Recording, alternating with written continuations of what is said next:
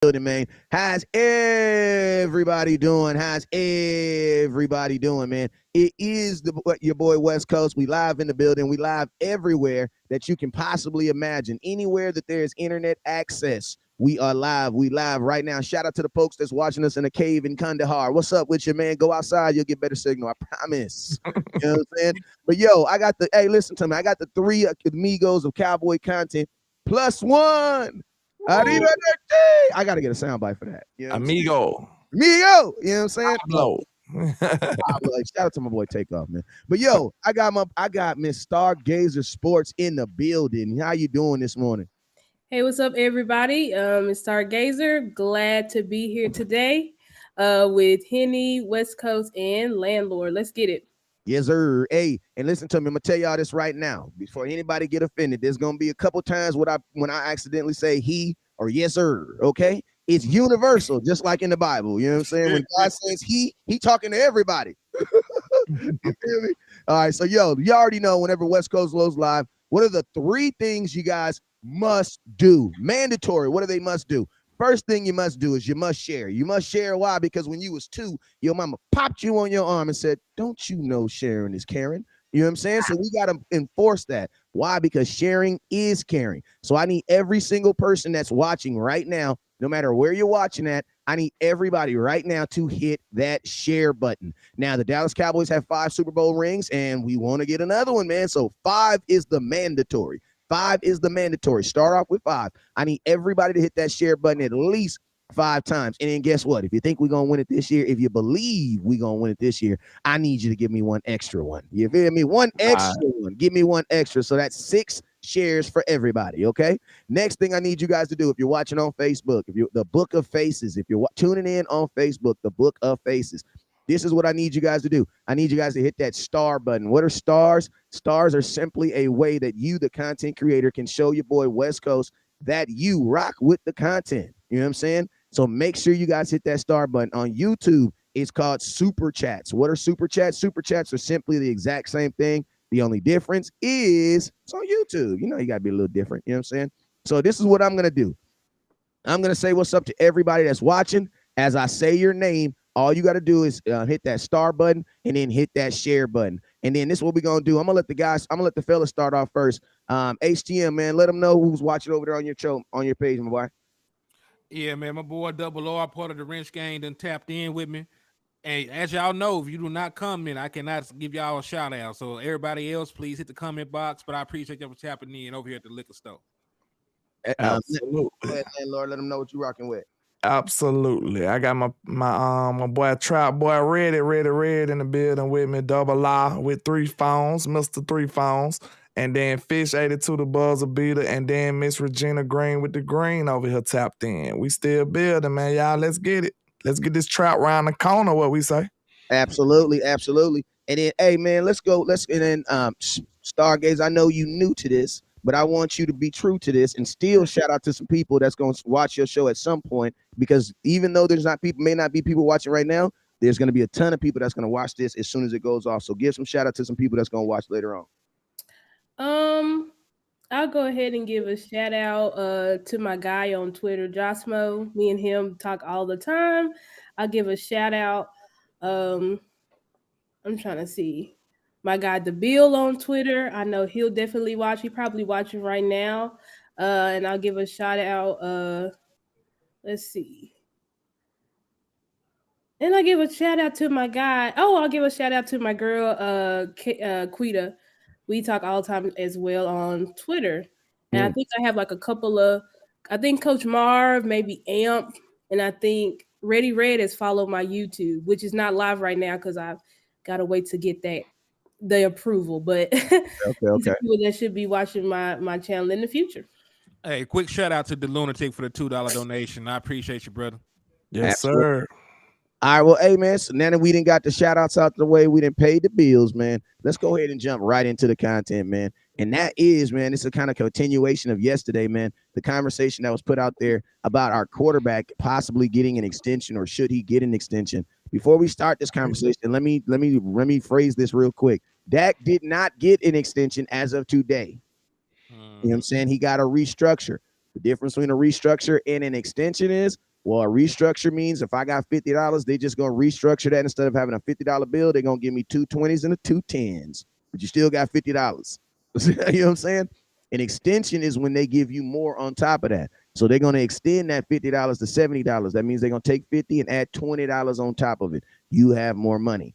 You know what I'm saying? So there's a difference. I want everybody to know there's a difference. What Dak got was a restructure, or not a restructure. He got a restructure. He did not get an extension. He didn't get no extra money. And that means that the cap hit is still the same. So let's go ahead and jump into it.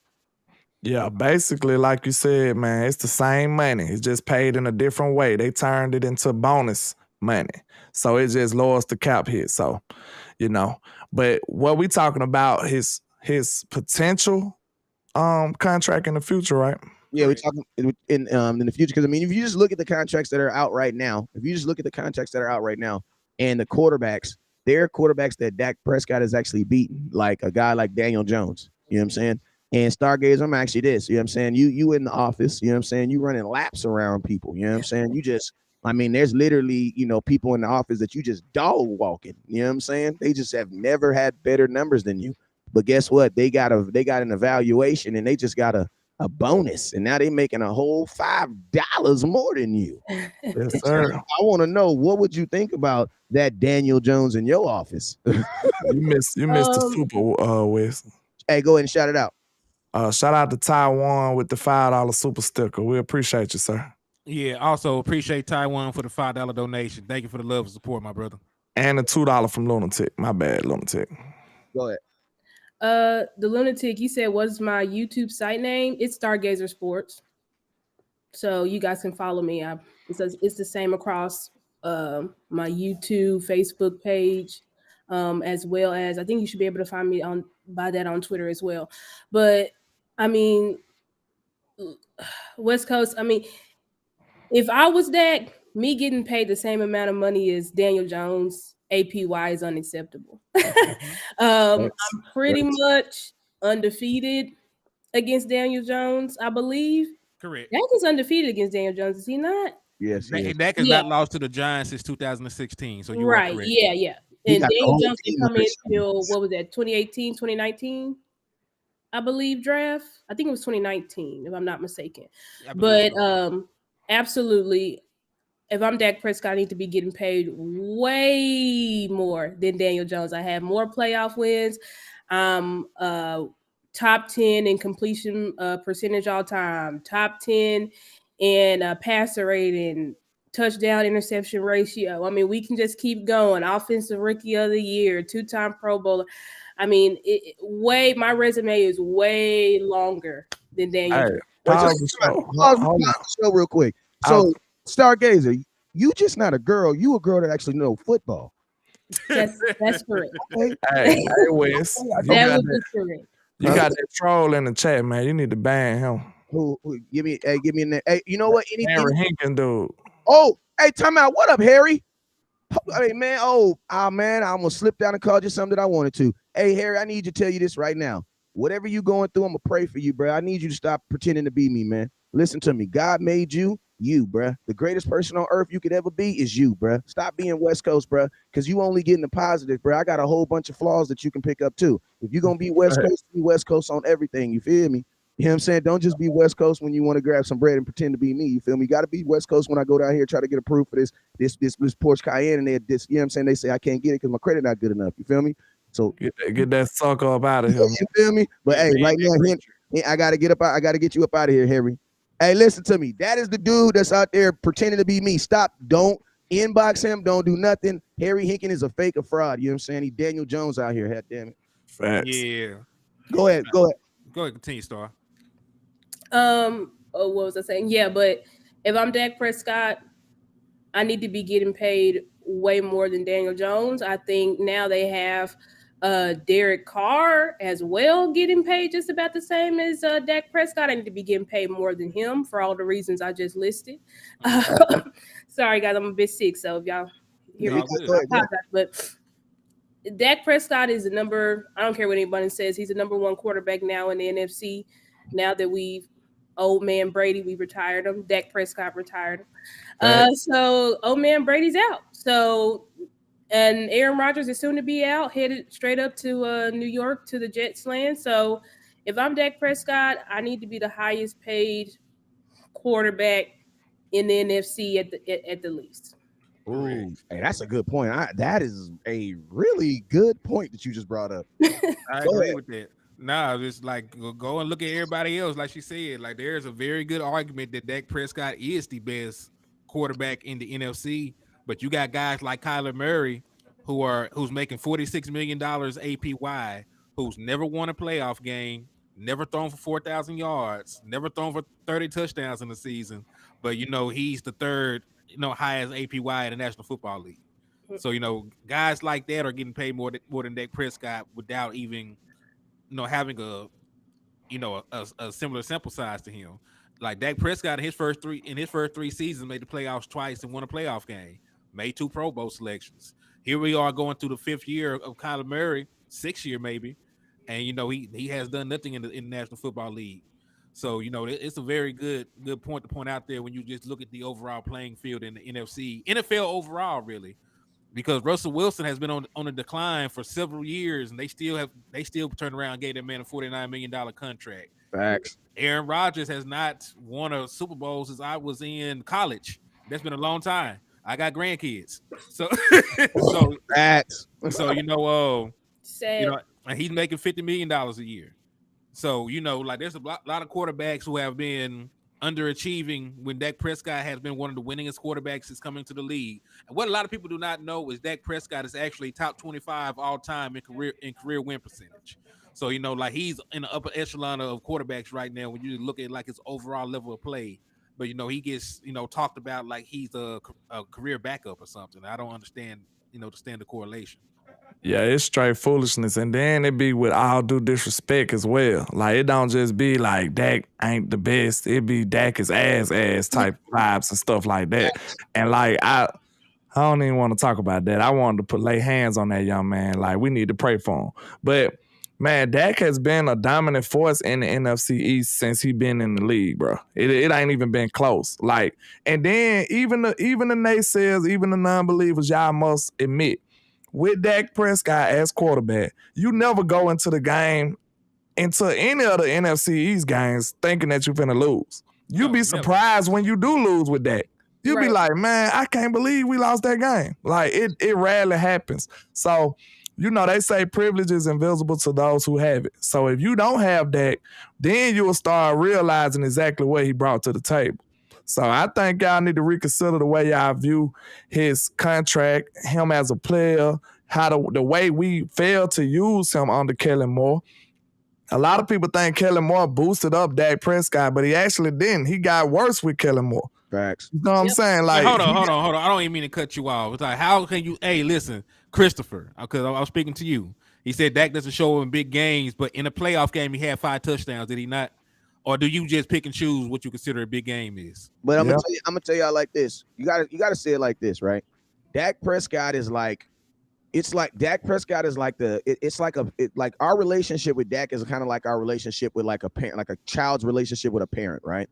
A parent can just have some normal things in life happen, like, I don't know, the plant shut down and everyth's crazy, nobody got a job, right?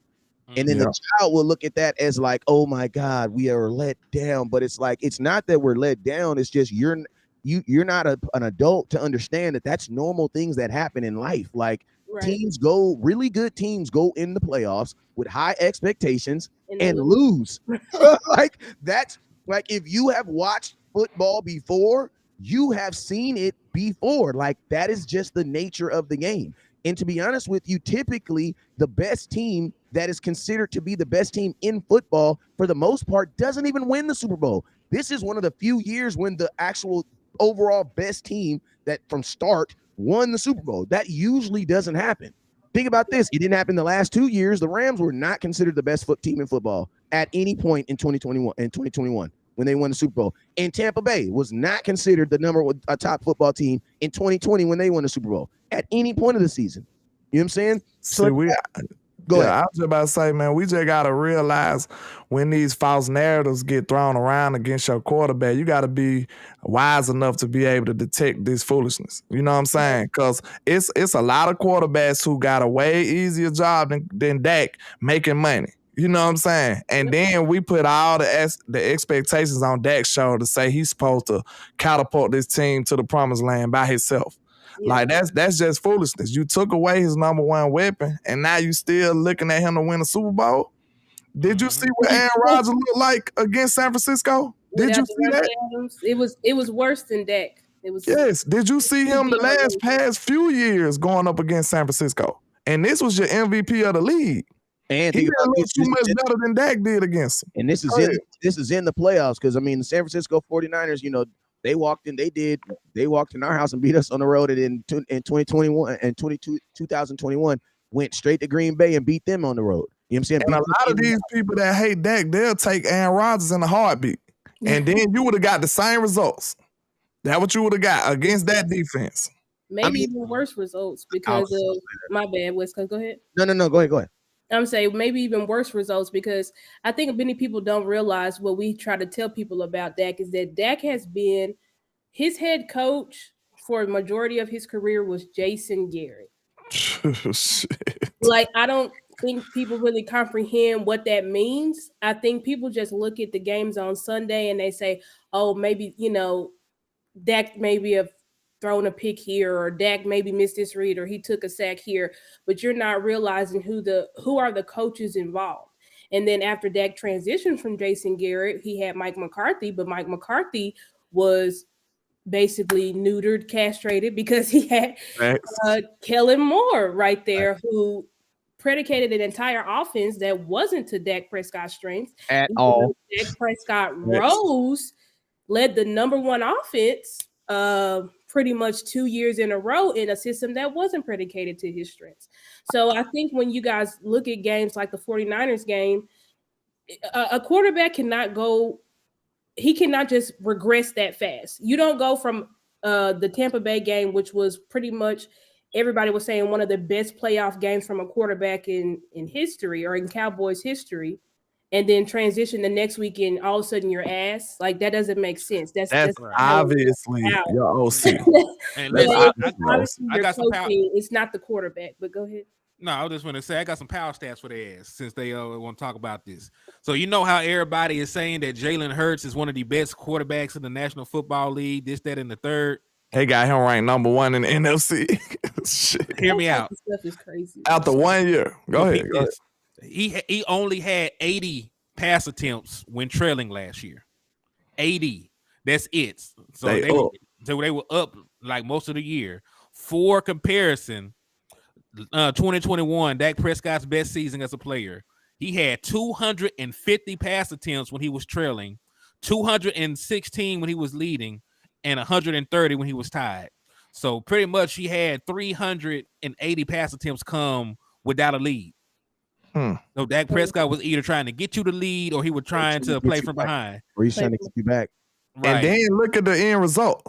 The biggest power and he still won 11 games. 12 wins. Hey, you know what that also means too? That also means that even though football is a team sport, Dak has a huge hand in those victories. Yeah. But all they credit him with is the losses. That's where that logic is super flawed at. You know what I'm saying? You know, I try to analyze these people's logic, because listening to this mainstream media, bro, you'll be sitting around here sounding crazy, making stupid arguments, cherry picking data, trying to form a narrative. That's what gets you behind the 8-ball when you come to this real concrete jungle, coming up against people who actually do the real research and watch film. You'll be sitting up here looking crazy. So so real quick, so we kind of so this is the thing, right? We've made the argument. I think it's this like this, right? You know, value of a person is always going to be predicated on you and how you view them. So if you don't feel that Dak is worth it, then that's probably has to do something with your self-worth also. You know what I mean? Because Dak has actually achieved a lot as a human being to be considered a winner in life. Like, there's only 1,500 people in the entire NFL.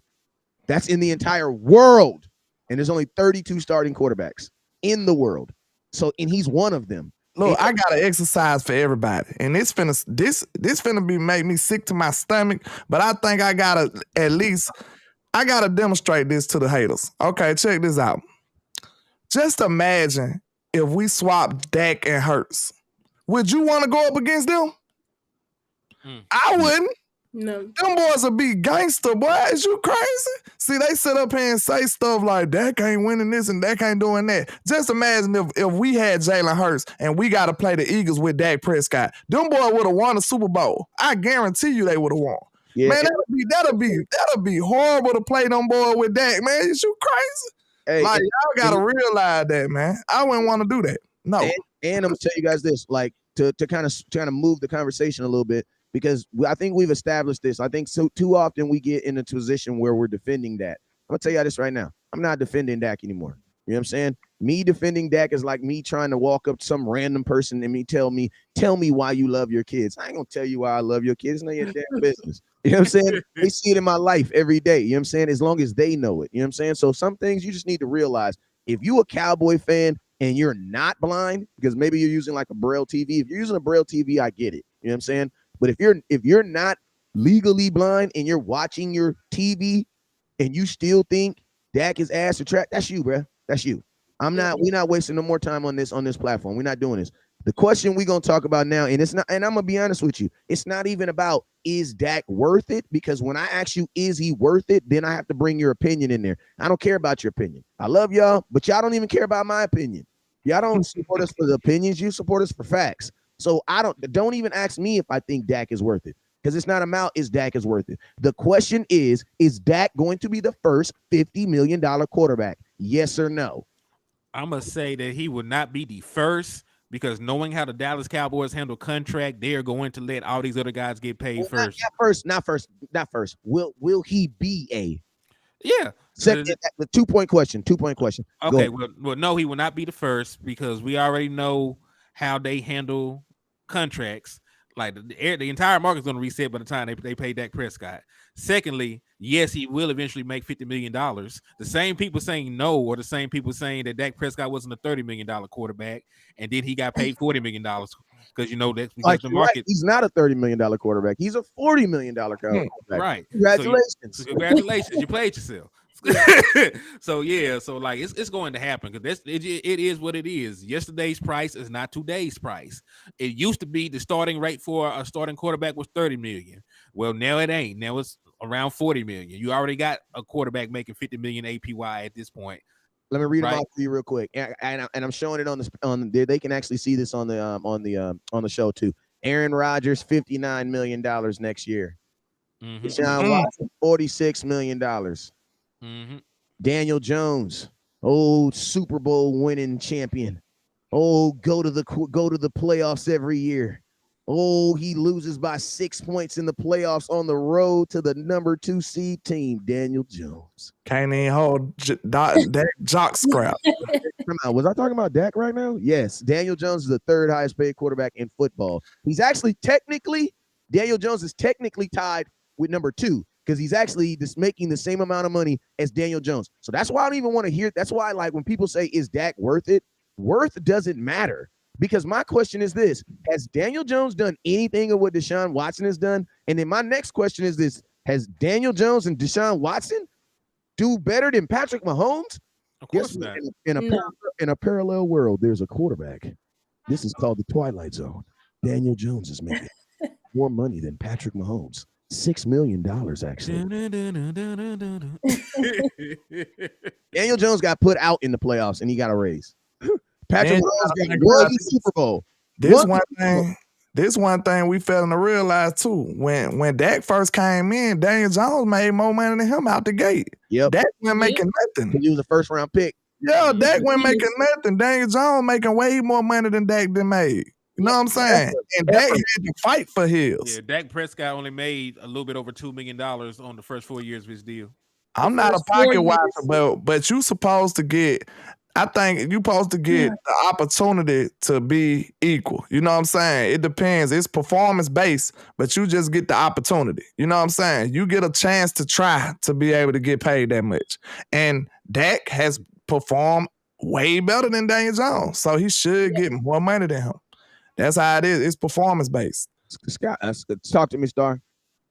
Yeah, 100%. I think when it comes to, I mean, you look at these numbers, I don't even know if Aaron Rodgers is worth his money now. And people may think that that's crazy. He got a big name, though. He's first ballot Hall of Famer. I know. Best quarterback, Tom Brady to go. You can say Aaron Rodgers is the arm talent goat or whatever y'all want to say. But, you know, based on his performance last year, even though it was after he was coming off an MVP season, it's like, was he, from the way he performed last year, was it worth it, quote unquote? And the answer would be probably not.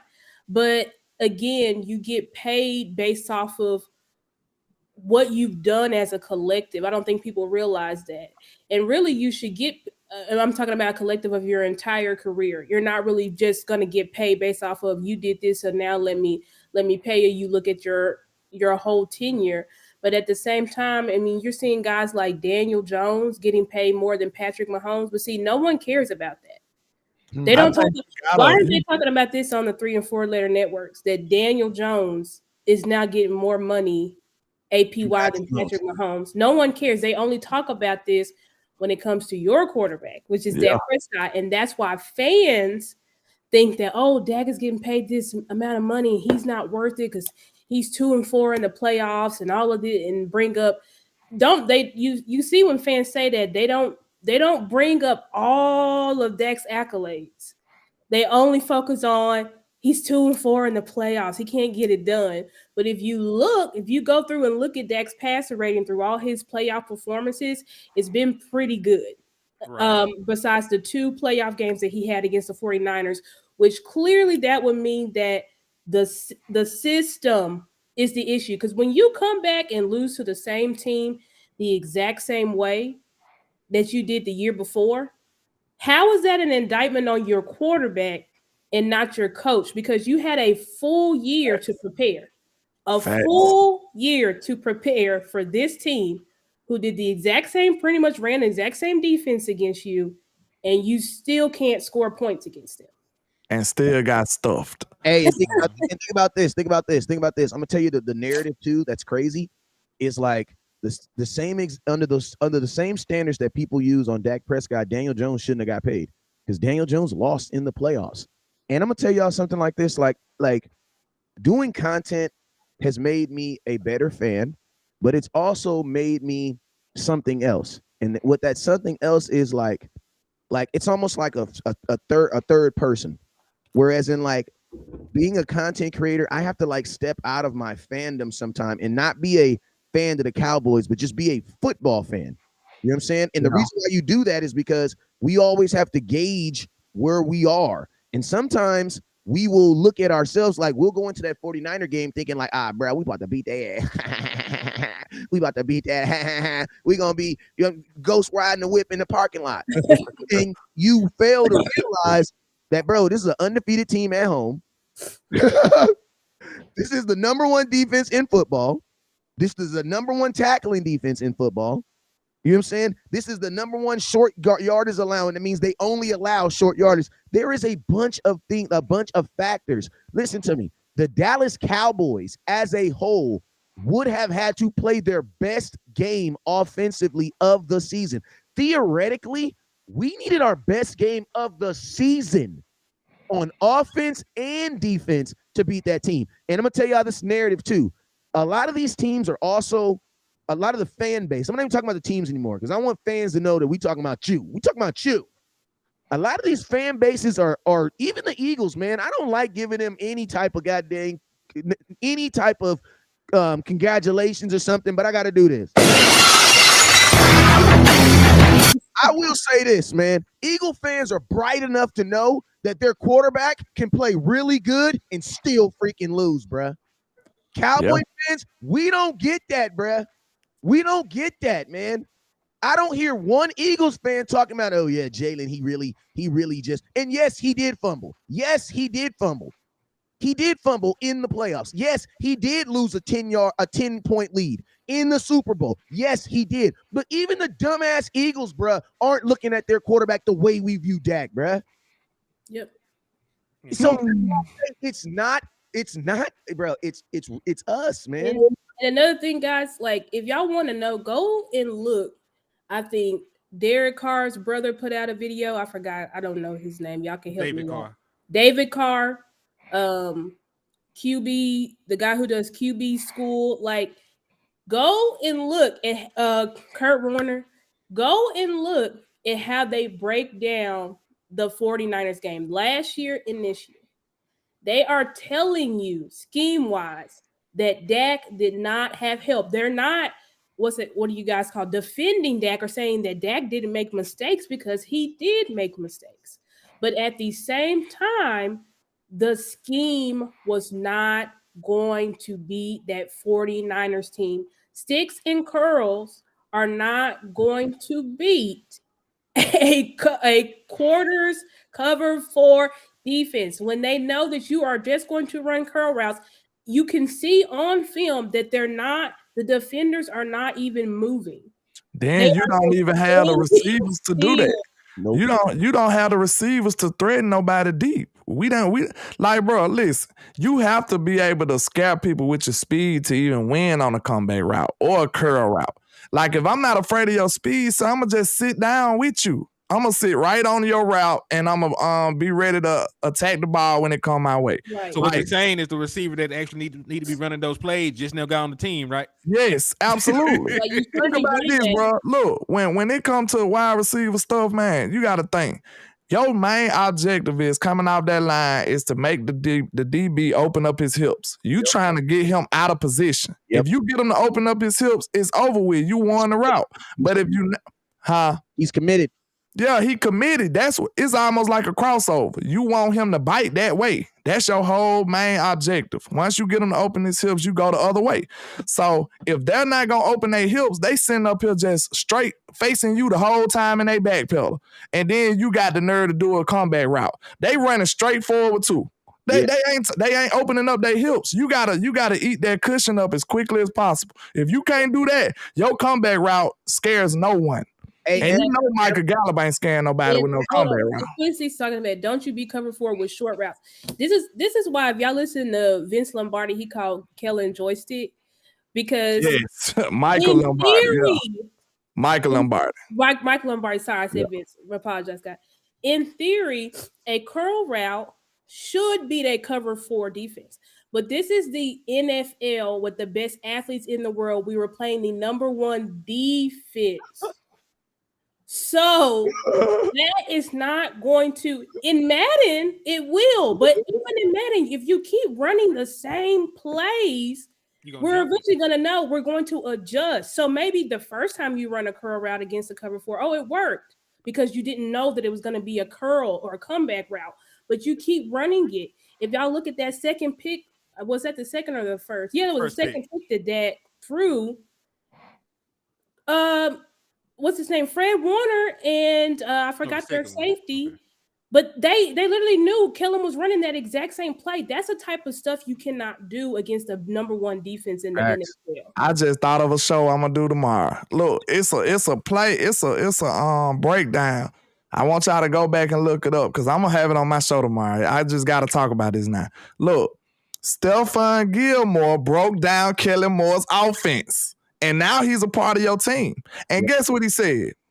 What he said? During the interview, he breaking down his plays, and it came to the Cowboys. This is when he was playing against Amari Cooper. Yep. He said, now the thing about the Cowboys, when they run a route early in the game, they coming back to it again. They gonna run it again. He said, so I already knew what they was finna do. Bro, what does that tell you? This your new Dallas Cowboy telling you that they knew his scheme was predictable. They knew exactly what he was going to do. And I'll tell you something else that he also said. He said, because he was talking about how he got that interception, right? And everybody tries to say that he intercepted Amari Cooper. He really intercepted Amari Cooper. He ran the route. And the reason why he knew he ran the route is he said this. He said 2 things that stuck out with me. He said, 1, I knew they were not going to push me upfield. And 2, I had safety help. So you know what that means to a cornerback?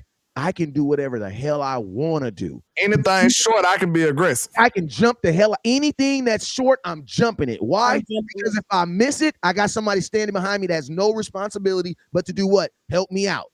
You know what I'm saying? So, like, listen to me. Those are the type of moments when a cornerback, when you see those type of moments and you see that ball coming out, you know what you're thinking of? I was 4 years old. I was Deion Sanders. I already thinking about what I'm gonna do as soon as I can't wait to get this ball. Hey, he's trying to high step to the end zone. When you see balls like that, you were thinking, am I gonna high step before I get to the end zone or after I get to the end zone? But either way, I'm taking this to the crib. And that's exactly what happened in the San Francisco game. You remember that? It was a play on the game-winning drive, on the potential game-winning drive, when your OC couldn't even muster up a first down. Come on, y'all. All these game-winning drives we see across the league. When do y'all see a team can't even get a first down in a situation like that? Tell me, this never happens. I mean, I'll tell you another game. The overtime game versus the Oakland Raiders on Thanksgiving. We got the ball in overtime and couldn't even convert a first down. That's not, listen to me, an NFL team doesn't happen, bro. An NFL team that cannot convert first downs, that's not talent, bro. Because wait, this I just gotta say that before I forget, bro. Look, when you are OC in a situation like that, Wes, you calling plays for the next play.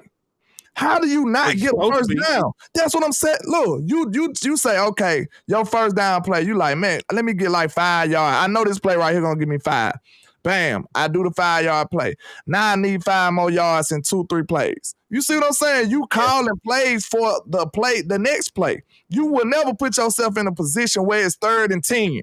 How you do that on a game-winning drive?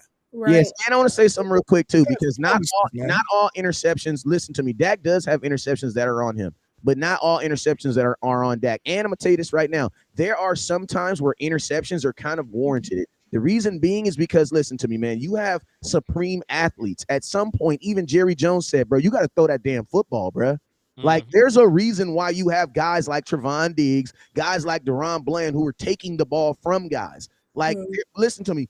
I don't want to set this narrative that Dak is supposed to be out here throwing 0 interceptions. That is not realistic. You don't have before in the NFL. I'm gonna tell y'all something like this: throwing and I'm gonna keep it real. Leading the league in interceptions. You know what that really means? That means you're probably gonna go far in the playoffs, because the last 2 quarterbacks that led the league in interceptions, Dak Prescott led the league in interceptions. He lost in the second round of the playoffs.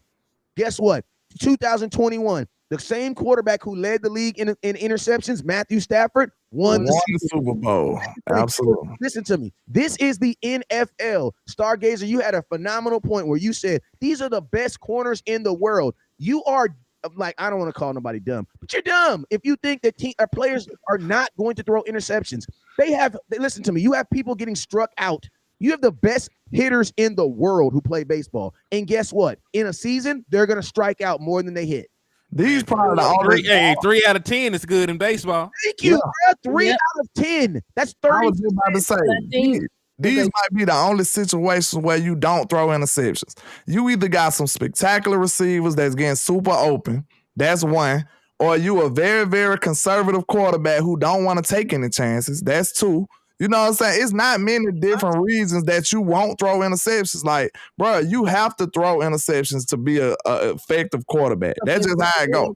Like, you got to push the ball to the second level. Level throws are what beat teams. And think about this. Dak Prescott had 6 interceptions this year where he threw the ball. Noah Brown, Ferguson, Dalton Schultz, CeeDee Lamb twice, touched the ball, did not catch the ball, and the ball went somewhere else. So I'm talking about handoffs. And this is the equivalent. Listen to me. We all had them situations. Mama called at summer. It's about to be summer, so we all know this. Mama call you at 12 o'clock. I'm going to be home at 4. That house better be clean, and you better take out that chicken in the refrigerator. You know what I'm saying? Guess what? You take the chicken out the refrigerator, you clean the house. You waiting for mama to get home at 4. Well, guess what? Little brother come through and tear everything up. Because that's what little brother do. Mama come home. Guess what? Because you the oldest. I ain't trying to be discriminative, but in a black home, everybody's still getting their butt whooped. It's just how I go. Yeah. Here I am. Yep. Getting my butt whooped, and I was the little brother because my sister was the big sister. Here, my sister is getting her butt whooped and taking that L. Why? Knowing that she cleaned up that house and did what she was supposed to do. Like that's the situation that your quarterback is in. And every quarterback is in. I Every forgot. in that situation. And I'm gonna say this last thing real quick. That's why quarterbacks and players in general, they do not get paid off of playoffs. Do you guys know that an NFL's contract is only for the regular season? So people say, so who pays them in the playoffs? The NFL does. The NFL pays the players in the playoffs. But the bonuses. Yes, because you guys got to remember, the NFL understands that you cannot pay someone based off going to the playoffs. It's not guaranteed.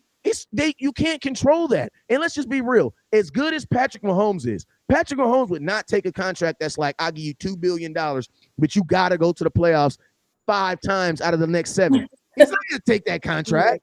Yeah. Unless you pick every player. Look, I was about to say, this is the last one. I forgot the other aspect for you to not throw interceptions.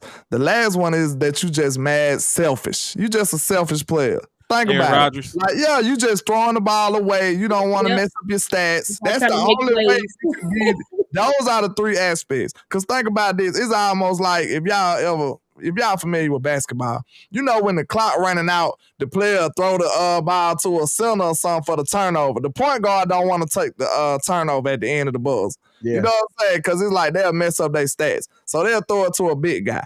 Like Aaron Rodgers is probably the best example of that. Like you throwing the ball away 100 times because you don't want to mess up your stats. See, them the only kind of players that could just sustain not throwing interceptions. Like if you really trying to win, if you really trying to do something for your team, taking chances, that's part of it. Yes. Like throwing interceptions are the same throws that get you the win in a lot of them other times. So you got to take the good with the bad. And hey, also, man, hold up, DeQuincy. Let me just say this. Hold up. We ain't gonna give DeQuincy no more. Nah, I gotta say this. Get off my chest, Kim. I'm gonna say. Listen, I gotta say that. Go ahead. I gotta say that. You gotta back up now. Nah. Hey, because Kinfo, you listen to the 4-letter network, that you're lost. Because they are getting clicks, they getting views, they getting money off your ignorance. Listen to them to destroy your team. They are on Dak the same reason they were on Tony Romo, and the same reason that they were on every other damn Dallas Cowboy quarterback in between. It's the Cowboys. It's low-hanging fruit to talk about, them not winning this, that, and the third. But there are like over a dozen franchises that don't even have championships.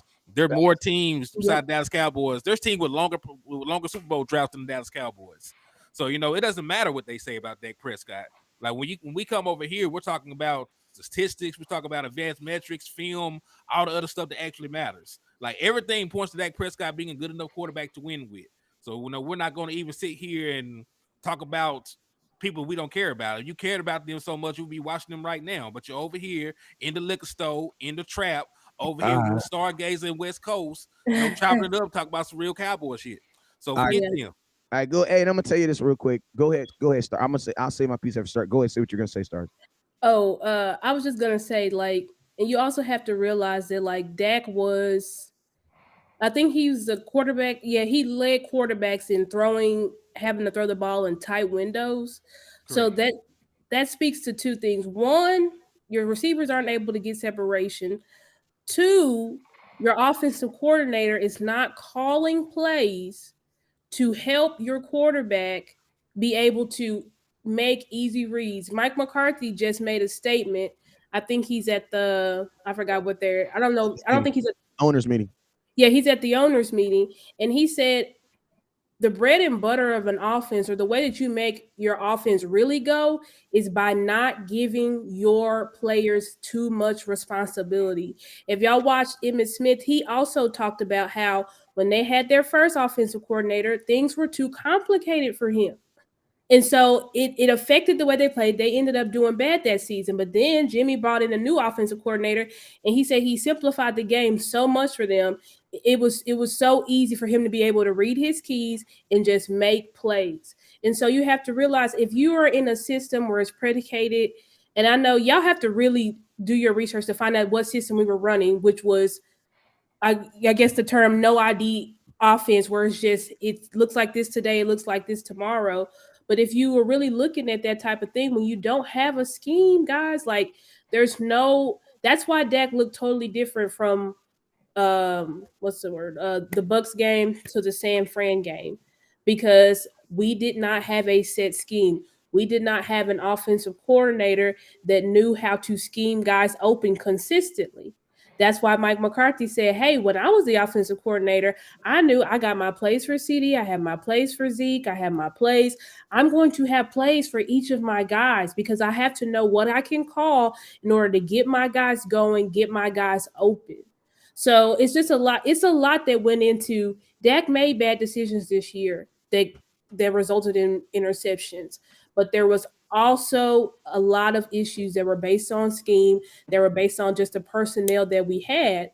And you have to also think with a hobble Michael Gallup, why did we have a hobble Michael Gallup coming off of that knee injury doing stop routes? That's probably like the worst routes you would want for somebody who's just coming off that type of injury to be doing. So there's just a lot of stuff y'all gotta think about before you just say Dak sucks. Like consider all things. That's what my friends always say. Consider all things before you just make a statement. And I'm gonna keep it real. That's why I say as rational, like we got to stop validating some of this stupidity. You know what I'm saying? Like I think smart people give stupid people a sounding board to sound off when we validate their stupidity.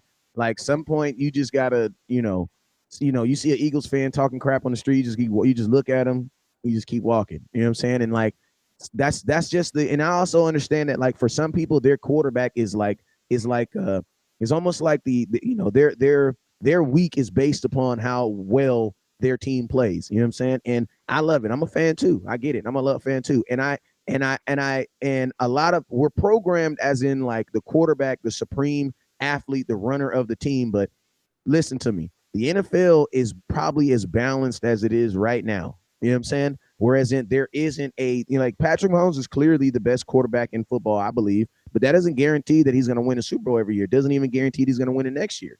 You know what I'm saying? So the NFL is as even as it is. And I'm going to tell you, there's this thing called the salary cap. The salary cap prevents you from having all the good players anyway. And I'm going to tell y'all this, for all y'all folks that say, he's only good when he has great players. Guess what? That's how it is, everybody. At your job, you're better when you have better employees around you. And guess what? When you don't have good employees around you, guess what? You do all the work and get drugged for it. So like she said, name the Super Bowl teams and the championship teams that don't have Hall of Famers on them. You know what I'm saying? Like, what Hall of Famers has Dak really played with weapon wise? I know he has outside of Jason Witten, but he was 100 years old. Jason Witten was on the tail end. Jason Witten was going to name Patrick Mahomes and Aaron Rodgers and all these guys. These guys in the Peyton Mannings and the Drew Breeses. These guys are either Hall of Famers themselves or play with multiple Hall of Famers. I'm probably going to have Hall of Famer coaches. Andy Reid, like, y'all got to be. Hey, start. Think about this. Think about this.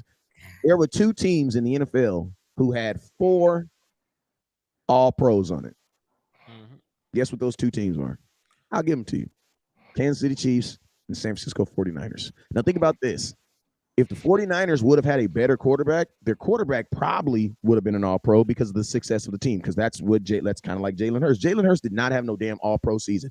Jalen Hurts had a offensive rookie of the year season because he did as good as I'm just being real. Good as Dak. Y'all good enough. But like folks was like, listen to me. I literally got caught up in the same track. Why? Because y'all know I'm for the black quarterback. I love the black quarterback. You know what I'm saying? I love quarterbacks too. I love the white quarterbacks too if they good. You know what I'm saying? But I want them to succeed, right? And so I'm on. It's like week 3, and I'm like, man, y'all Jalen Hurts, man. He good, man. He playing good. He the MVP. He should be the MVP. And then, man, this dude, my boy HCM, I ain't gonna lie. Don't ever do that to me alive again, man. Next time, put me on the side and tell me this. But he did this to me on live, bruh. West Coast, what's up, man? Hey, man, look at his stats. Go look at his stats, man. Let's just take a look at his stats. And I'm going to tell you, whenever someone sets you up like that, you got to know your ex-gal come up. Hey, babe, come over, man. I want to kick you a little plate or something. You just got your income tax, right? Bro, you must have not been listening to me, Wes, because you know I ain't buying it. I've been not buying it. I'm a Cowboy fan, but I'm a Bama fan too, bro. I wanted him out of my building. That's what I wanted. I wanted him out of there. I think I started rocking with you. I think I started rocking with you around like round 4, because we just started at the beginning of the season. Me and Henny started at the beginning of the season. You know what I'm saying? But long story short, literally on air, I was like, bruh, what is y'all like? What is y'all talking about? Like, these are literally Dak's rookie season stats.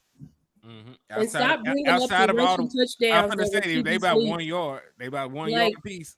Like, y'all gotta stop this. Oh, well, look at those rushing touchdowns. I'm like, they were mostly QB sneaks. Like, nah, I ain't saying he ain't improved now. So no, I don't want he definitely improved. And I'm gonna tell y'all something too. Listen, y'all, as grown ass adults, we need to stop this whole but he's been in the league 2 years. That doesn't mean anything, bruh. If you 18-year-olds and have a kid, you're a mother. Get the hell out of here, bruh. I'm not gonna damn if you 17, 16. If you have, listen to me, if you lay down with someone right now and you get pregnant, no matter how old you are, you're a mother, you're a father. It's time to put the big britches on. When someone gives you the starting keys to an NFL franchise, it don't give a damn how long you've been in the league, bruh. You are that guy. Go out there and compete. That's what I said about the front office, though. I think a lot of this blame, I don't know how do the front office just be like Neo and dodge all these bullets? I don't even understand it.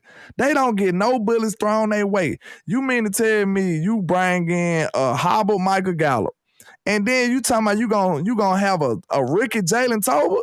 That's your wide receiving core? Front office be doing stupid stuff. Dennis Houston. Bro, come on now. Then not only did you trade Amari Cooper, like she said, you brought in Dennis Houston. These people really convinced us that Dennis Houston was finna be a starting, contributing wide receiver on this football team. Hey, but listen to me. Let me listen to you. I gotta defend myself. Dennis Houston did look like the best wide receiver at training camp. That's not. You want to know why? Everybody else wasn't good. You want to know? Do you want to know why? Because he knew where to be. That's all that offense is. Dennis Houston probably he the one in the front of the class. He the one in the front of the class taking notes. He was the one in the front of the class taking notes, and he was in every position he's supposed to be in. But when that jump didn't work, he looked like hot garbage. But listen to me. But you guys remember, in training camp, at the beginning of training camp, it's not a lot of route. They're not running a lot of team formation. At the beginning of training camp, there's more one-on-ones. Listen to me. No cap, bro. They're like, I'm not gonna take any snack from Dennis Houston up into training camp was the best receiver in training camp. You don't remember them explaining it?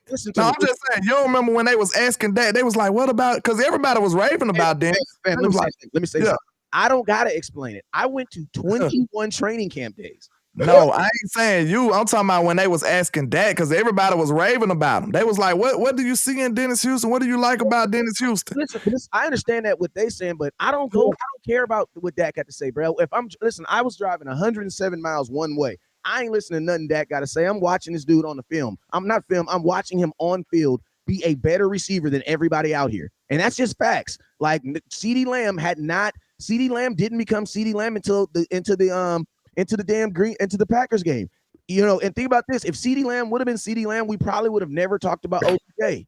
You know that's another problem with your front office. Yep. They bet on CeeDee Lamb, which was kind of risky. I liked him. I felt like he could do it from day one. I said he was going to be a number one. You bet on it. Listen to me. It's and I want to say something. You do have to bet on players. So I will agree with you. There we go. I got you. I got you. Finally.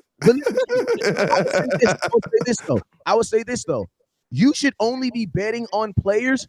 Like, listen to me. I'm only gonna go put a bet to pay my mortgage if I've already tried several attempts to do it the regular way. Like, bro, you should not be pushing all your tables. Like betting on players is what broke teams do because they don't have the money.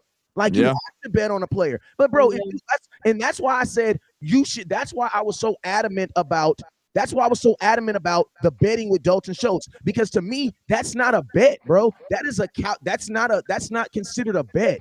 That's playing roulette, and instead of it being black, red, that's playing black, red, black, red, black. Yes, it can work, but bro, the odds are not in our favor. And I'm gonna tell you this right now. I love Ferguson. Watch this film again.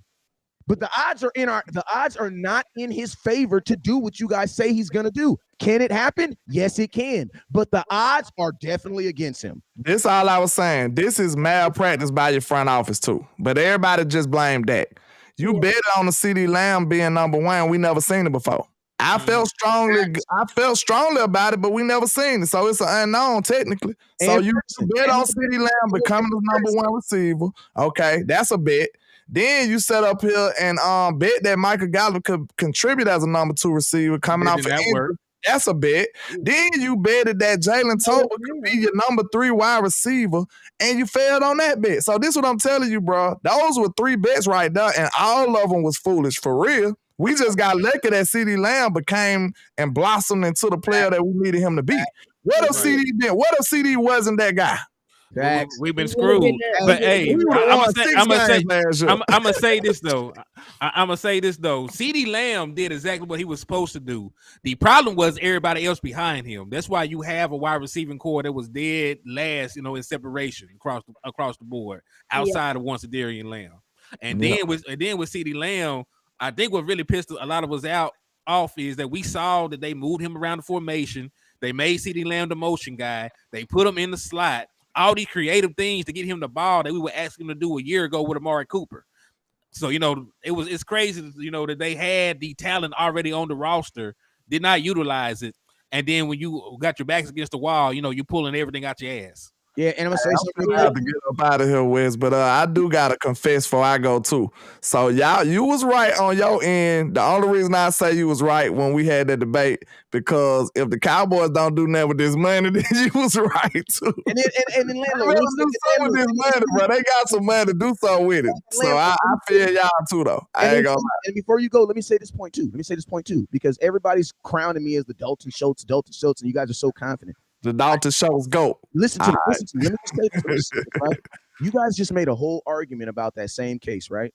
About you guys did this with CeeDee Lamb and he wasn't. Guess what? Well, you're now doing the exact same thing with Ferguson, and he has less stats. And you think about this. We betting on Tony too. Listen, let me just say this real quick, because I need this to marinate on your brain. So please just let me say this, right? You guys are upset with me because I went through something with my team and learned my lesson, and now I'm applying that. Like, what is that? What is that? We learned a lesson with Michael Gallup last year. We learned a lesson. He scarred me. Oh God, he scarred me. And now this is the question. And now, I don't want to play with him no more. Hold on. Let me say this.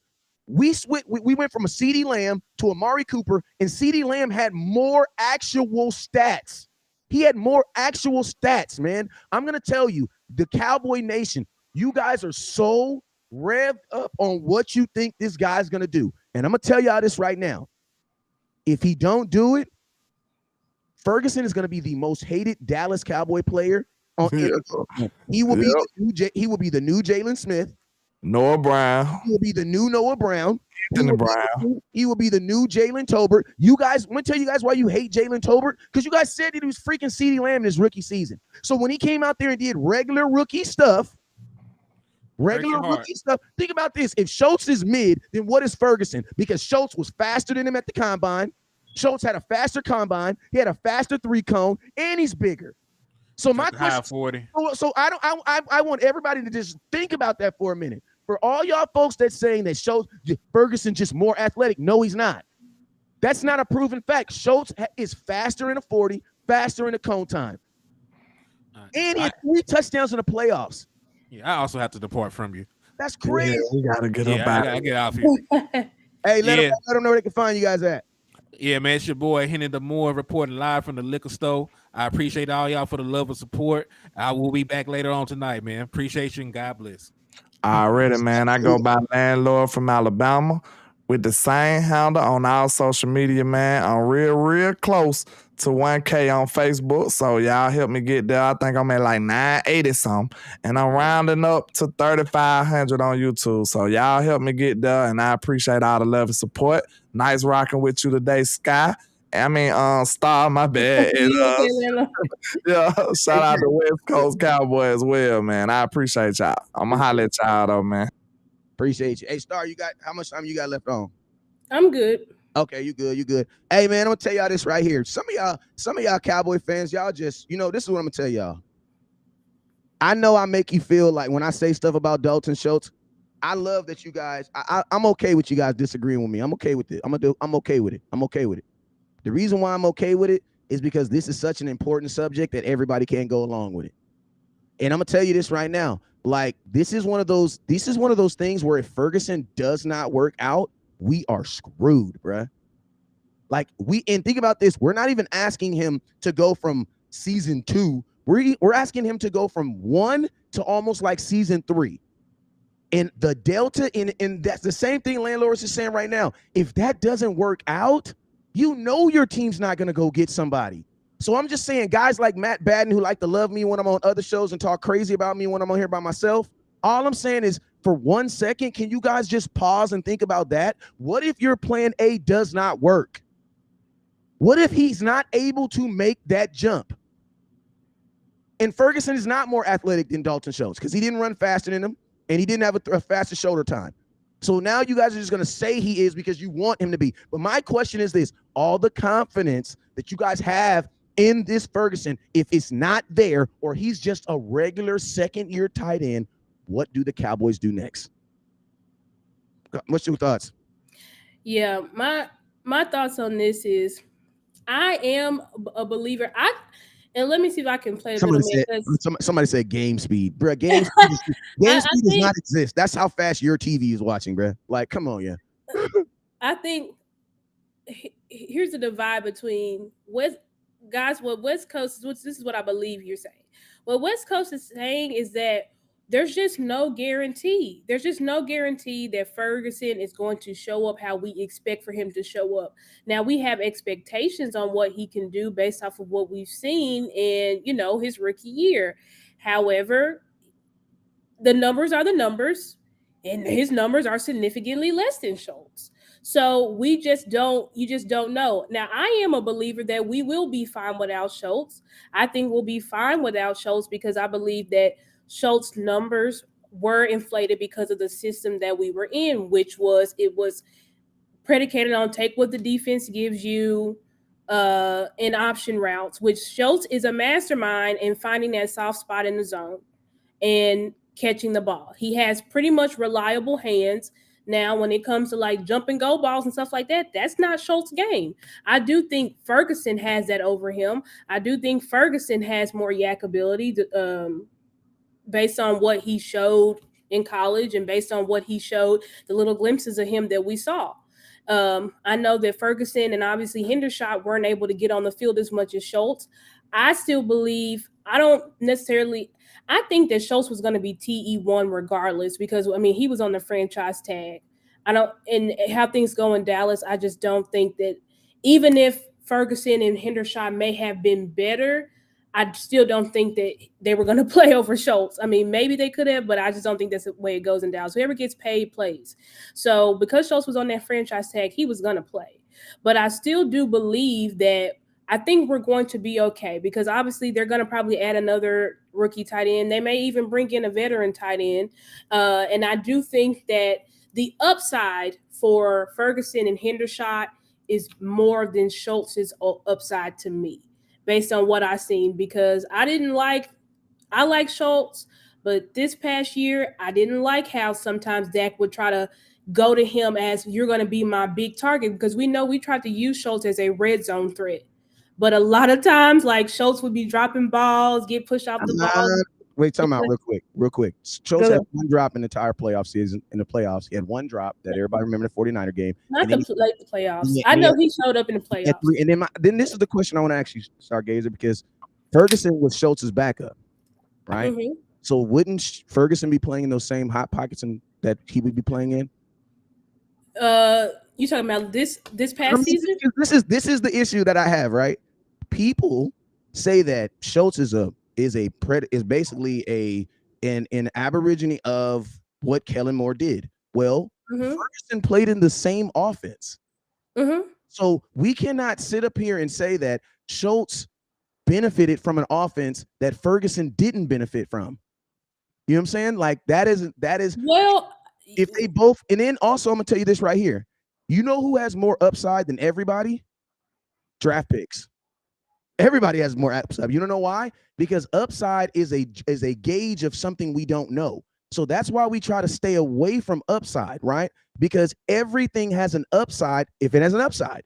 Like, think about this. We could draft a quarterback in the first round right now, and there are upsides to having him over Dak Prescott. Why? Because, bruh, if we play this rookie quarterback and he plays well, you got him for 5 years instead of having Dak for only 2, and you got to redo the same contract. You know what I'm saying? So I think upside to everyone, but the real question is, in business and in life, is the first off, were you put in a situation where you couldn't have all three? Was there a situation where we couldn't have all three? Because a lot of Cowboy fans, the Cowboys have the fan base and content creators have made fans really think that we were in a situation where we couldn't have all three. No, we could have had all three. Like, tell me this, this is the crazy thing, the crazy issue that I have with Dalton Schultz. People honestly think that Cowboys are better with Ferguson, Hendershot, McEwen. Where I think we're better with Ferguson, Schultz, Hendershot. Like, at the end of the day, the goal is to get them all. Like, this should be like Pokemon. Like, the goal should be. I'm with you. I'm with you on that, Wes. Is that we got rid of production. Yeah, and think about this, Stargazer. We haven't had one season in 5 years where we've had a tight end play all 16 games. So there's a really high chance that your tight end is not even going to play all the games this season. Like, we haven't since 2016, we have not had our starting tight end play 16 games.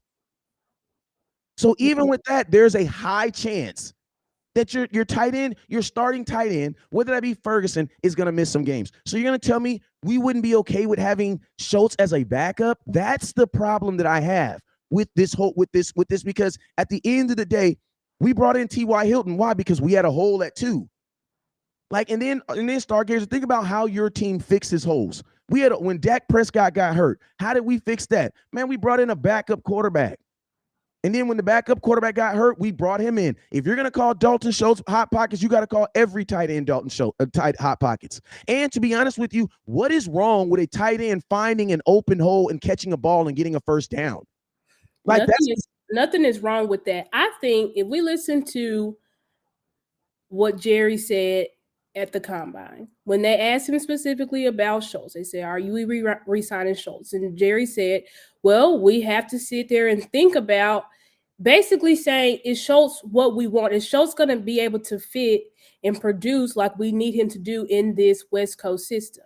Because to me, I don't see Schultz as a guy that's going to win routes, that's going to high point the ball and things like that. Schultz is what he is, which is a possession tight end that can find those soft spots in the zone, catch it. He can move the sticks. I think he led our team in first downs last year, or 2 years in a row. 2 years in a row. So he's a chain mover, but he's not going to. In the West Coast system, it's not. He's Jason Witten. What do you say? He's Jason Witten. Essentially, but I don't want to discredit, because I believe Jason Witten also was able to kind of do both, where he was an option router like Schultz, who could find that soft spot in his own. But I also think Jason Witten, for some reason, he was not fast at all, but he also could run routes. He just was open. He knows how to get open. So I also think with Schultz, like, the issue is that I don't know if his play style is going to fit. And I think obviously Mike, since this is the Mike McCarthy show now, we know in offense, I think Mike wants a different type of tight end than what Schultz is. And I honestly think that Schultz could have been back, but because Schultz was betting on himself, that he thought he was more than he is, and that's why he's not here, because the Cowboys didn't even offer him a contract this year like they did last year because of Schultz numbers. He thought he was on par with Travis Kelce, and I don't know if he thought he was on par with Travis Kelce, but he wanted to get paid in that realm, basically. I don't know if it was Travis Kelce, but I know he definitely felt he was better than David Njoku. It was David Njoku's contract that actually spurred the reason why he canceled, because you got to go look at David Njoku. David Njoku got a massive contract last year, and none of his stats are better than Dalton Schultz. Right. So you see a guy like David Njoku from the Cleveland Browns get this massive contract. It's like the Daniel Jones and the Dak Prescott. Daniel Jones is $6 million more than Dak, and they're like, bro, you're not even close to having the same stats as me. I argue with Henny about this because I think it's basically two sides, and I get what y'all saying, because it's like you can't, because we do use the eye test on Dak Prescott, but you also use stats. Henny was saying that you can't say that Schultz is not a top 5 tight end if he's top 5 or top 10 in production. I think others are looking at Schultz as, okay, yeah, he did have this production, but look at the type of athlete, because David Njoku is a better athlete than Schultz. What's his name? Hayden Hurst is a better athlete than Schultz. These are guys that do different things. They stretch the field. They have some yak ability, leaping over people and all that type of stuff, which is stuff that Ferguson also has, with the hurdle ability, the yak ability. So there's just different abilities that we think that may be better that Ferguson may be better. But I do get your point, West Coast, in that we may be putting too much expectation on these young guys to say that they are going to be able to reach the production of Schultz. I do agree. I do agree with that. And I do think that makes 100% sense. And that's what I told Henny. I said, well, you know what? We're just at the point where we're going to have to see, because we're going to have to see, is Ferguson going to be better in this system like we think he is? I think he is, but we could be dead wrong.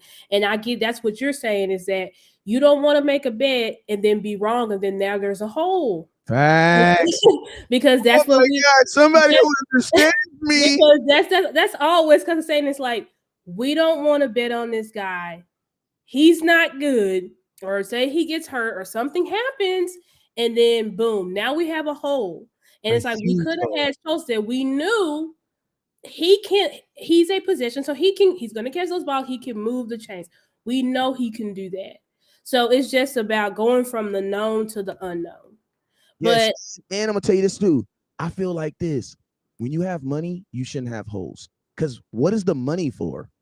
Like if we're in a boat, right? We're in a boat, and we have a hole, and we have patches to fix the hole. Why did your boat sink? You have patches. Use the damn patches. You know what I'm saying? What is the only thing you can use money in the NFL team to do, in an NFL program, is to either make your team better or to fix something that's broken. That's only two things you use the money for. So it's like, what my biggest issue is, and my team does not have a good track history of fixing holes. Like, we started a rookie, Ben DiNucci. Why? Because they didn't want to go get nobody else, man. You're right. I get you. I get you. I get both sides of the argument. I'm an attorney in real life, so I'm a mediator in theory. Like, I get both sides of the argument of that. Well, there's this and there's that. I'm leaning more toward the we'll be fine without Schultz, but there is a chance that we may not be fine without Schultz, and we may miss him. You know what I'm saying? That there still is that chance because of the production that we seen. 2 years in a row, he put up top 5 numbers. So that's think about this, guys. Think about this too. Like, I wouldn't be so afraid of, like, not afraid. I wouldn't be so like in panic until I see it. Because guess what? Once I see it happen, I will be fine. The only listen to me. The only difference between me and everybody else is I'm not believing until I see it. You guys are believing it because you're seeing it in your head. You know I'm not gonna see it, nor am I gonna vocalize that I believe something if I don't actually see it. That's just, like I said, me personally, I've gotten burned by NFL players to do that. Michael Gallup was the last time, and honestly, I was actually a guy that believed that Michael shouldn't get the contract, but I also believed that But I was also a guy that thought that Michael would probably need only like a month. He ended up needing 2.5 months. You know what I'm saying? And even when he came back, he really never really look like Michael Gallup. You know what I'm saying? He never did. He never did this year. And we're paying him a lot of money. People don't know we paying Michael Gallup $16 million this year. And I'm gonna tell you this right here. Like, you guys should not be upset with West Coast using his platform to stand on something. Like at the end of the day, y'all act like the Dallas Cowboys have not made the wrong decisions and we suffered for it. And they have. Like, there's a reason. Like, listen to me. Shout out to everybody that wears a run the damn ball hat or has gotten a run the damn ball hat. You want to know why I had to write run the damn ball hat on it? Because they didn't want to do it. Nope. Like, they didn't want to do it.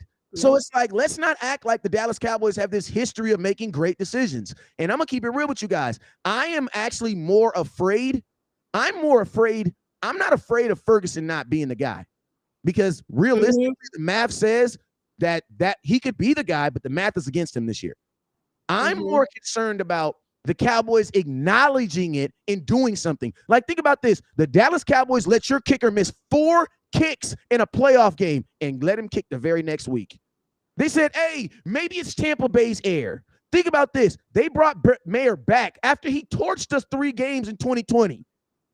Bro, your organization systematically makes the wrong decision. So you cannot just be like, oh, yeah, the Cowboys got this. No, I'm going to tell you what the Cowboys did. They sided with the fans. That's what they did.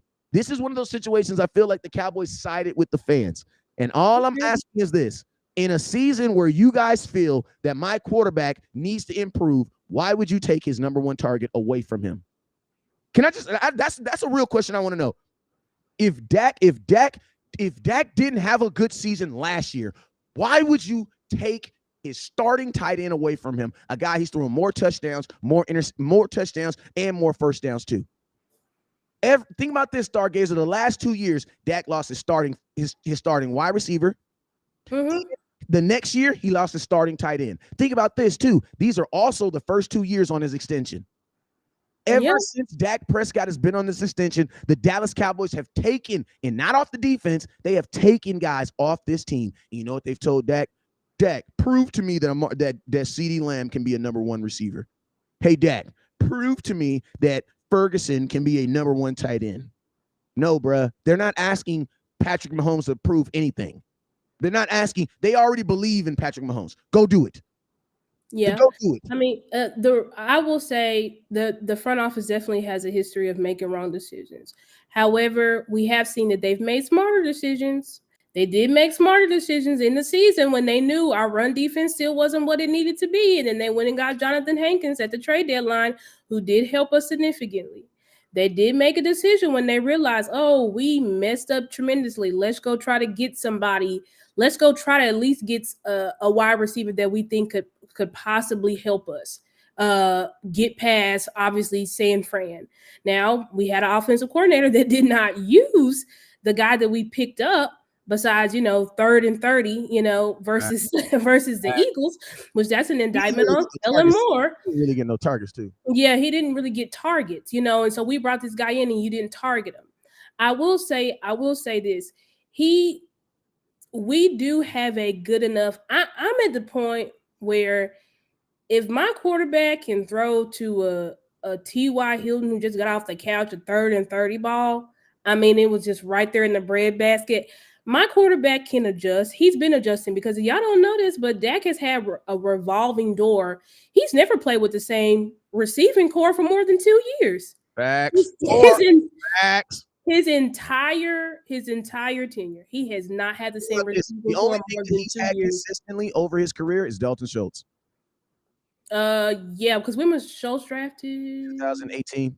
Right. So he's had Schultz, but Schultz didn't emerge into who he was until. Okay, then Schultz didn't emerge into who he was until 2021 season. We're like, okay, Schultz showed up for us. Exactly. So it's just like, I think Dak will be able to adjust. I think he'll be fine without Schultz because I think we're going to get him, we already got him another weapon. And luckily we have a quarterback that he putting in the work now. That's what I love so much about Dak Prescott. And it's a really not under the radar because everybody says Dak has intangibles. It's just something that it's a Brady-esque type of intangibles where these guys live, breathe, sleep, eat football. So we have a quarterback who's already working with working with Ferguson, working with McEwen, working more with CeeDee Lamb, going to be working with Brand. He called Brandon Cooks as soon as he got signed. So he's already working with Brandon Cooks. And Brandon Cooks has already said he's damn glad to be here. He's very excited to be here and play with Dak Prescott because they know the type of man that Dak Prescott is. And Dak is going to put in the work to make sure that the timing is right, that the chemistry is there.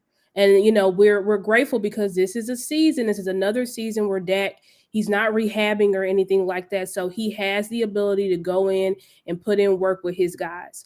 But as I said, I get both sides of the argument because it could be a possibility that there's a follow-up. But because Dak Prescott has been able to continue to be a winning quarterback despite his weapons changing how it has, I do think he's going to just continue to be able to move forward. And I think us having better wide receivers is also going to help us not have to target the tight end so much. I still think that we're going to obviously, Mike McCarthy likes tight ends, so we're always going to use tight ends. I'm not saying that, and they're going to, but it's not going to be like they have to be our number one focus, if that makes any sense. But I think it's a focus, but at the same time, I don't necessarily think that tight ends have been a focus in Dallas. But like for some odd reason, Cowboy fans get mad when people say, "Oh, they take what you give them." Like there's been this narrative you can't take what you give them and all this other stuff. Like that is what you're supposed to do. Like on a 3-play series, you're gonna take what the defense gives you probably 2 times, and you're gonna try to exploit the defense 1 time. Like defenses are good too. Like there's a degree of that. Now, this is the crazy thing about it is like this, like, I just be so frustrated with the nation, bro. Y'all take 19 catches, bro, 19 catches and 2 touchdowns, and y'all ready to bet your whole 17-game season on it and want to get mad at a guy like West Coast because I'm just being that guy that's saying, hold on, maybe we should consider this before we do it, because the only problem is this, man. If you're tight, and then I'm gonna tell you this right here, it's not even really like it's really not even the catching that I'm concerned about with Ferguson. It's everything else that a tight end's supposed to do. Like for an example, right?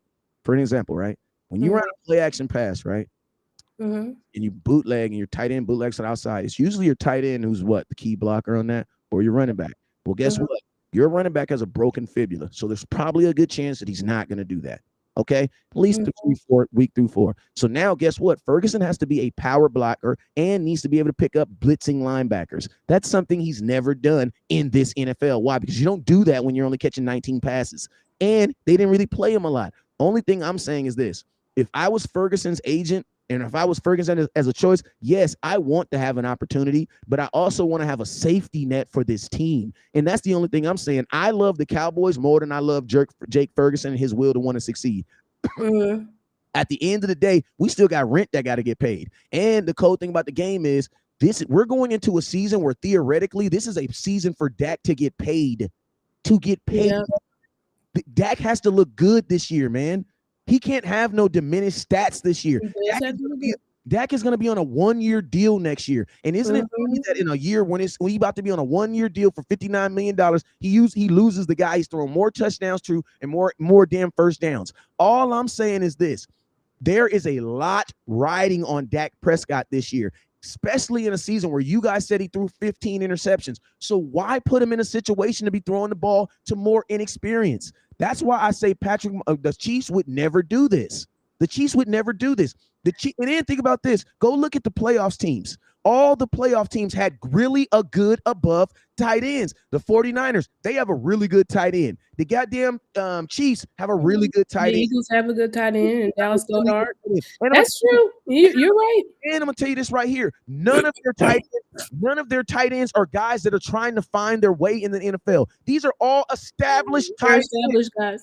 Yeah, that's a point. That's a point there. I think Tom went to Tampa Bay. Who did he want? When Tom went to Tampa Bay, he wanted Gronk. You're 100% right. I agree with you. Wes. Is like, all these, it's just we're going to an unknown of, and there's a lot riding. We just have to hope, because of the system, the change in system, that one is going to be a lot easier on Dak Prescott, a lot easier reads. We're going to run the ball, a lot of things that we've been asking God, please, God, help our offense to look like this, based on what the coaches in, front office have said, that it is going to change this year. And so I think, as I said, I think we will be fine. If I was a betting woman, I would say I think we will be okay without Schultz. But I do understand that, we are going into an unknown, and that is a bit scary.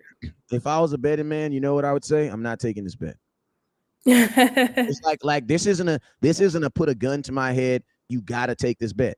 So it's like, this is the thing. Why take a bet on Tony Pollard and take a bet on Dalton Schultz? No, you got to do one or the other. You don't take a bet on both. Like I'm trying to pay my mortgage with a scratch off, and I'm trying to play my insurance with a lottery ticket. That's why y'all need to hope that we go ahead and bring Ezekiel Elliott back. So facts. Like, listen to me. We need to bring Zeke back because you don't want to. People, I mean, I don't know. People have doctors on their shows and stuff like that, and they say that Tony Pollard's gonna be fine. And I'm just like, I just don't think that he's gonna look the same. I just don't think he's gonna look the same personally. Because I mean, you look at the way Tony Pollard runs. With that foot injury, I don't see him looking the same. I don't. Now maybe he will, and if he does, great. But I think that's also a reason why the Cowboys put him on the franchise tag, because they don't want to be committed to Tony because you can all. Hey, I'm gonna tell you something, Stargazer. Be committed to him. Let me tell you something too. Before we get up out of here, that people don't know. They could always take the franchise tag back. Well, he signed it, didn't he? He already signed it. They can take it back still. Well, he signed it as of you know what he did as of the. He signed it. He signed it fast. So now, I rescind that. So I'm gonna tell you this. Then the Cowboys have until July 15th to get him a deal. Then they need to put him on a deal, but I think they're gonna let him. Our front office, they're gonna let him play on their franchise. Why you sign it? Why you sign it? It's not good, but he's not gonna look the same. And we paying Tony Pollard. He got the highest paid back this season because you look at all these contracts that these running backs got. The highest paid was Miles Sanders to the Panthers at like $6 million APY. We're paying Tony Pollard $10.9 million. We're also paying Michael Gallup $16 million this year. So I'm gonna tell you the reason why he signed it, because he's hurt. And it's a guarantee. Yeah, he needed security. So he had to sign it. I mean, he was in a lose-lose situation. I mean, he had to sign it. So I mean, but I just want y'all to prepare yourself. I don't think Tony Pollard's gonna look the same. I don't think he's gonna run the same. People say, why wouldn't he sign it? The reason why you wouldn't sign it is because you're gonna get $10 million, but you gotta look. I'm looking toward my career. If I don't ball this year, I'm literally gonna have to take a diminished deal. I'm going to be Dalton Schultz. You know what I'm saying? Yeah. At a worse position. If Tony Pollard doesn't ball on this $10 million this year, and I'm going to tell you guys, the odds theoretically are against him. Yeah. If he doesn't ball in this thing, he's going to get a contract for like $2-3 million the next year, if that.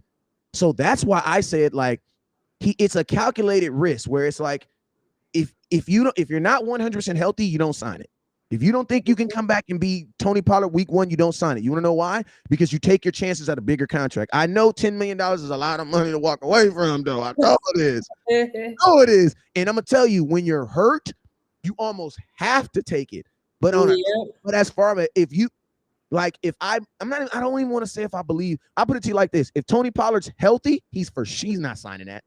Yeah, he knows he's not healthy, and y'all, we don't hear any reports. We saw the videos of Terrence Steele, getting out of his kickstands and all of this, but we're not seeing no videos, and they're not saying that Pollard is ahead of schedule. Good point. So what we really, our biggest need, and based off of the scheme that Mike said we're gonna run the damn ball, we need a running back.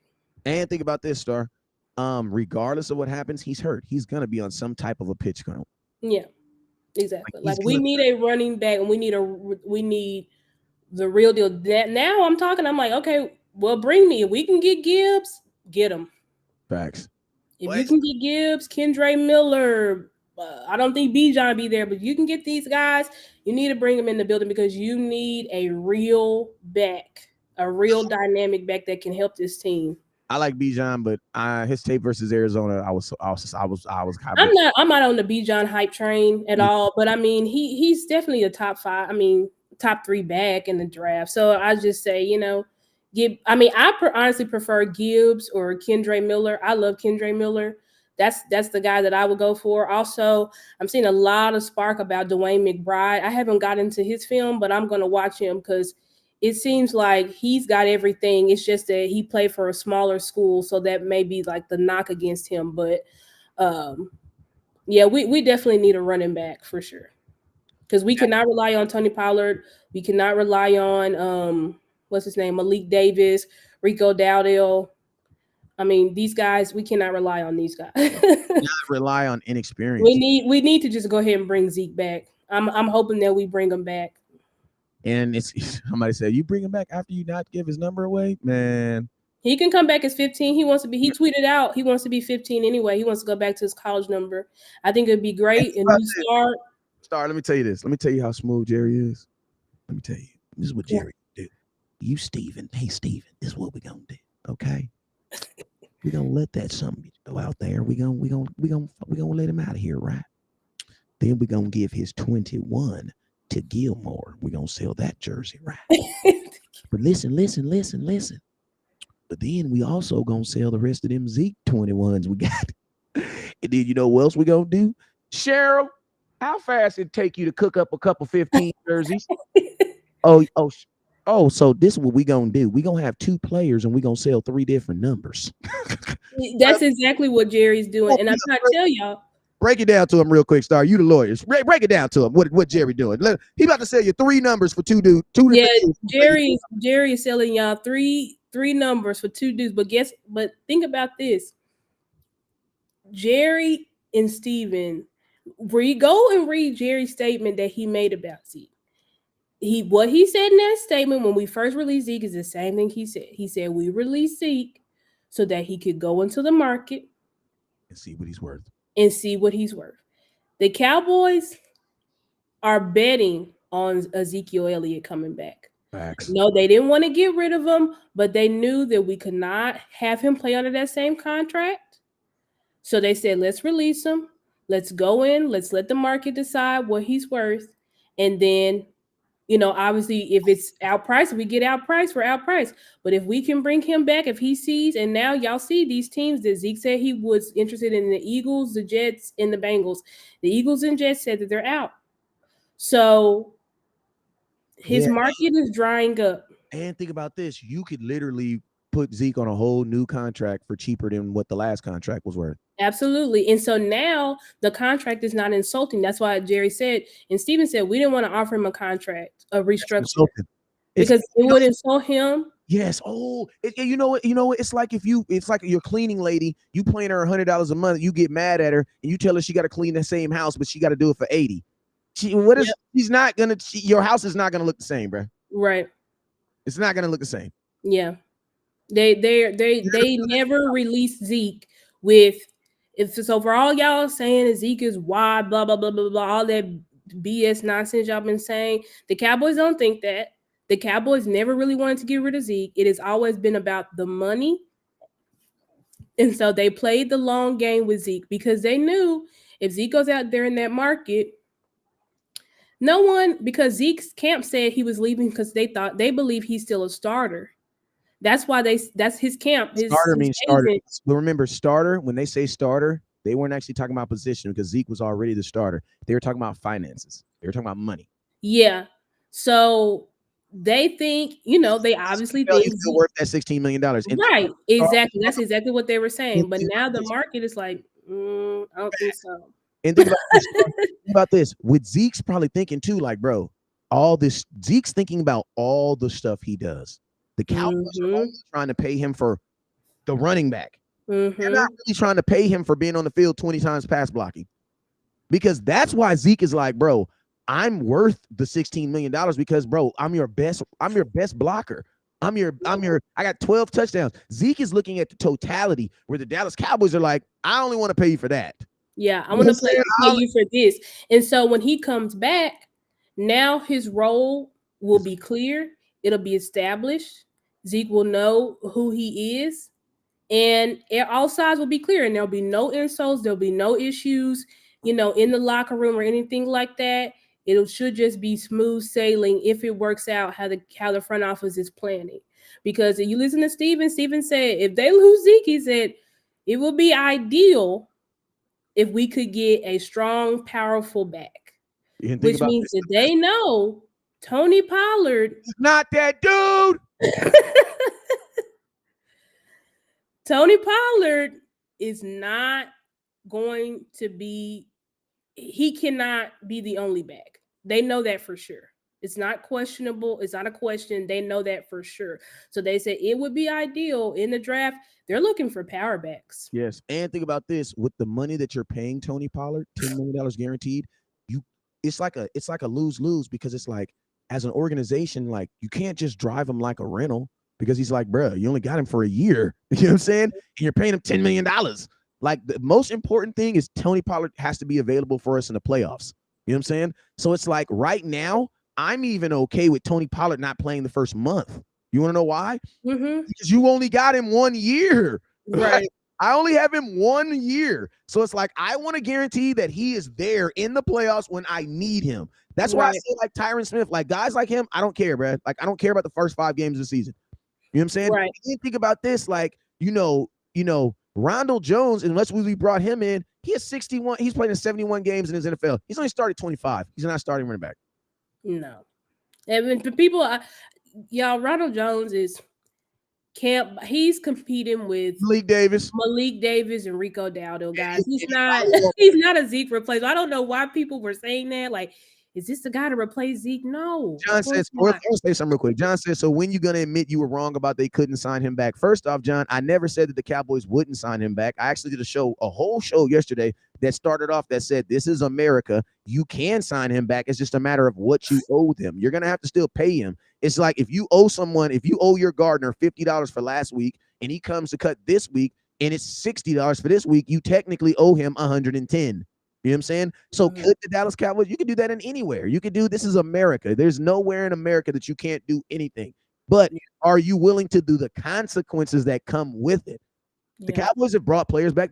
Listen, why would I say that? And they brought Jason Witten back. Like, exactly. They can definitely bring Zeke back. Like, what are you talking about? We just don't know how. But if Jerry is saying that, if Mike McCarthy is saying they would love to have him back, can do it. They know there's a way you can bring him back. There's a way to bring him back for sure. Yeah, but that's why I said, I was like, man, I don't know, because you're going to have to pay him what you owe him and put him on you know what I'm saying? In a new contract, right. But it's like, I think we'll see. We'll just keep watching and see how this plays out. But hey, shout out to all the folks that always constantly disagree with me. No, West Coast, you did say it. Hey, if I did, it's on video.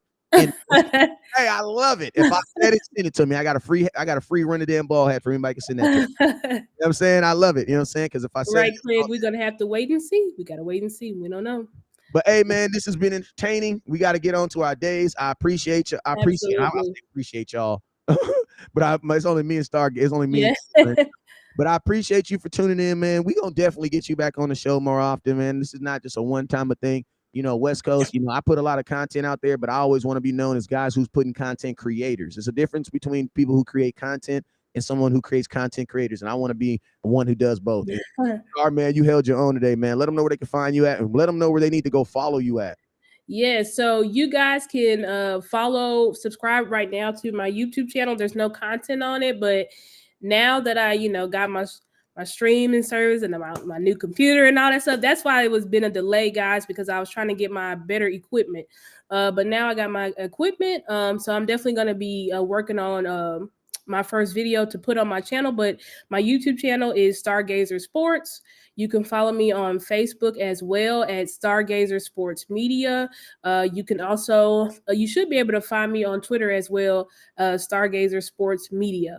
But my actual name on Twitter is The Stargazer. But instead of an E in Gazer, it's a 3 and it's 2 R's at the end. So you guys can follow me. I saw people throughout the show asking me, where can we follow you? So those are Stargazer Sports on YouTube, Stargazer Sports on Facebook. Should be able to find me Stargazer Sports also on Twitter. And thank you guys so much thank you, West Coast, for having me. I was so glad to be here and chop it up with you guys. And I hope this will not be my last time on the show. Oh, heck no. Heck no. You know what I'm saying? I changed up my whole style. You know what I'm saying? I'm just saying, I was not going to be the one they canceled for cutting you off. Nope, not today. Not today. Yeah. It's all good, man. Women's Cowboy Coalition was not going to be inboxing me. Not today, Satan. Not today. But hey, man, I appreciate y'all. You already know what it is, man. Never look down because the stars up. Peace.